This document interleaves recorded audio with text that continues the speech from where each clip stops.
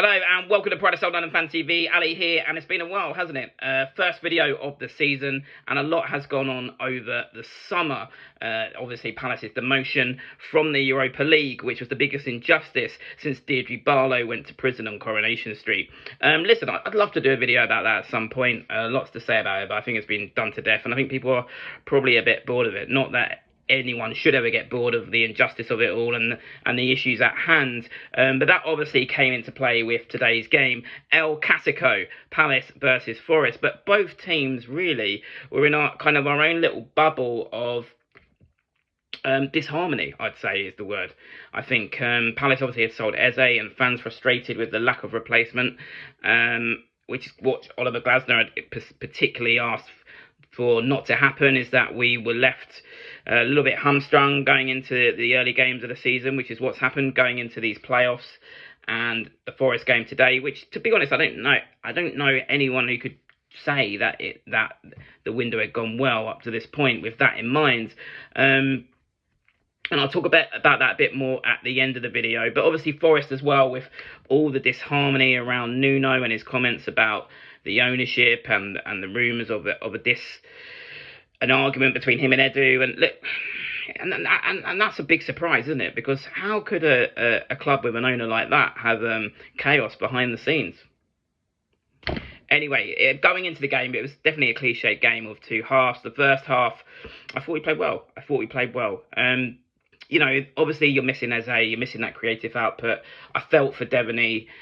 All eyes were on him, and I think he was a bit of a fish out of water in that position at times. They played to his strengths at times. You know, he's got a great delivery. He worked hard, but there was 5-10 minutes where I thought he went in his shell a bit. Gay had a word with him.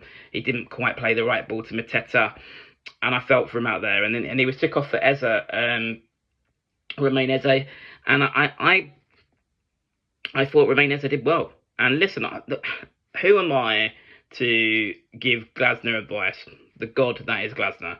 But if I could ask him one thing, is have a little bit of more faith in Romain Eze. There's something about a young South London boy running at players at Selhurst Park. It will get the fans excited. We will be behind him, and I'd probably start him on Thursday night, to be honest.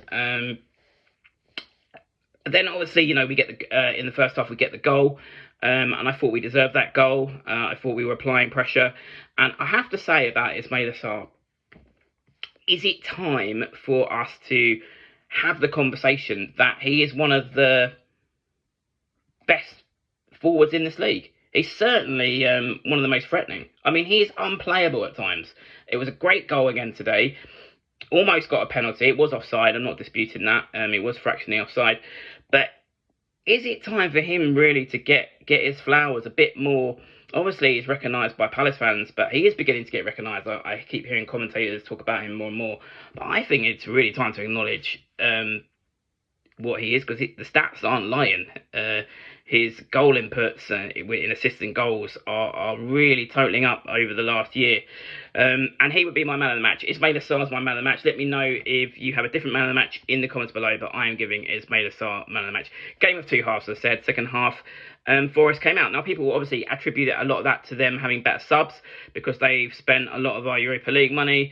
But actually, I thought before the subs came on, I could sense that we didn't come out the first half really for me with enough energy. I was a bit worried in those first 5-10 minutes, and then I was thinking, you know, we need to get the second goal here. And obviously we had the Gahey chance just before half time, and that worried me then. I thought, you know, we were going to be vulnerable. But actually, you sometimes got to hold your hands up in football. And you know what? I will say that was a very, very good ball by Ndoye. I think you won't see much better passes in football than that. And he's probably one of their signings, I'll admit, I'm a bit jealous of. It's a great signing. Not so jealous of some of the other ones, like Amari Hutchinson, who missed a bit of a gilt-edged chance. 37 million, I think that's probably quite steep. But Ndoye was top. He was very, very good today. He'd be my man of the match for Forest. Yeah, so they get the goal 1-1, and then I guess both teams get up. Forest fans might argue if he played another 5 minutes, they might have got a goal. They wouldn't have been ironic if Igor scored the one from Botafogo, one of the Marinakis and Texter's deals. However, do you know what? When it hit that, but when it hit the woodwork, I was wondering if the sensor was going to say it was over the line. It was that close. But then obviously we had a fractional offside bizarre for the penalty shout. So you know what? All the arguments between Palace and Forest fans this summer on social media, I don't think we can argue, either side can argue too much that a draw was a fair result. And that's the end of El CASico. To be honest, I hope that's the end of the rivalry. It's been pretty boring. Forest fans didn't really bring it either. They were very quiet. And I will caveat that with they are really good at home. I've been to Nottingham Forest away and they are great home fans, but they were quiet. And they gave it all, didn't they, on social media with the Europa League flags. I only saw about one or two in the ground, and now they're crying about the banner. What are you going to do on this European tour? You're so excited about it. If you're getting upset about a banner, you're going to be a lot more. You're going to see a lot more offensive things in Europe. But you know what? It's done now. Draw, and 2 points for Palace on the board. Villa away is a big game next week. We need to try and get something from that, because after that you've got Sunderland at home, which is a winnable game, and then we might give ourselves a platform that we didn't have last season, which is the platform that Glasner so desperately wants.